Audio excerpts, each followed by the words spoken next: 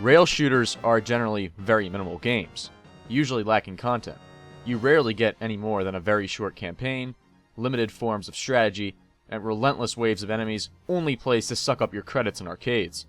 Star Fox has always stood out in this crowd with its intricate action, gameplay diversity, and replay value. Star Fox 64 not only brings these elements to the next level, but is arguably the greatest rail shooter ever made. James McCloud, Peppy Hare, and Pigma Degmar make up the elite Star Fox team, tasked with investigating the mad scientist Andross. After being deceived by Pigma, James and Peppy are ultimately captured by Andross, with Peppy only barely escaping, while James's fate is ultimately lost. Several years following, James's son Fox leads a new Star Fox team, alongside Falco Lombardi, Slippy Toad, and Peppy returning.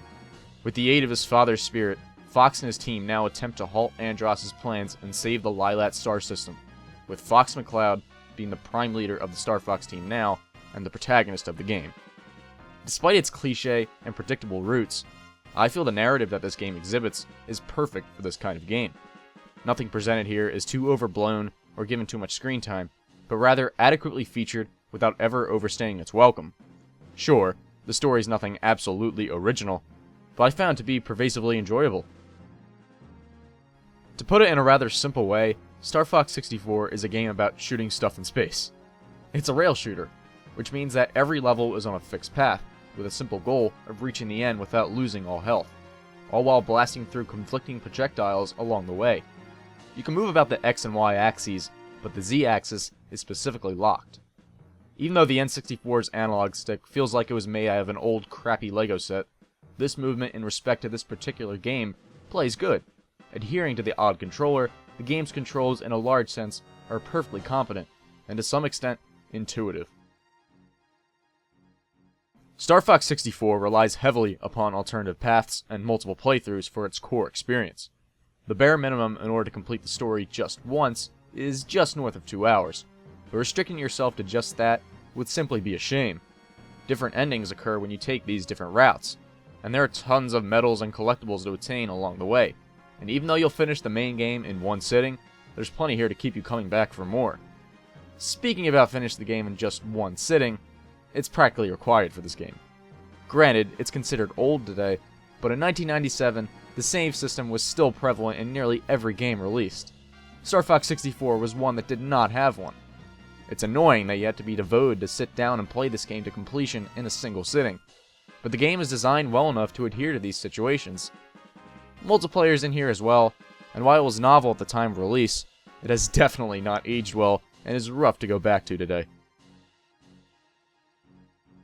With the exception of maybe Donkey Kong 64, Star Fox 64 has technically aged better than the entire N64's catalog.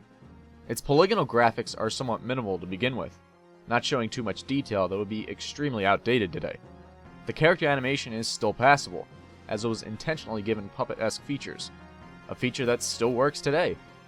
Voice acting is cheesy, but memorable in all the right ways, all while not being adherently terrible like other games of the era, like Resident Evil for example.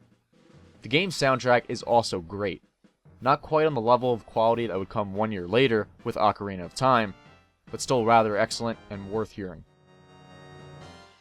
I really cannot urge people enough to play this game if you have yet to do so. At its core, it's simply one of the best and most polished rail shooters ever produced. Sure, it's annoying that you cannot save your game, something I want to say the 3DS remake fixed, and the main story's length is rather short, but it really is something that should be played by any gamer. It ultimately makes the wait for Star Fox Zero so much harder. How's it going, guys? Want to be this brief as I can be. The reason I couldn't upload last week was because of power outages in my area. The Philadelphia suburb / southern New Jersey area got hit hard with a storm last week, and we lost all power for a couple days straight, and then it's been off and on ever since. And it's been really annoying, and I haven't been able to do this until now. So, I apologize for that. That's it. So I hope you guys stick around. I just wanted to give you guys an update on why I didn't upload last week. And thanks for watching, and I hope you have a good day.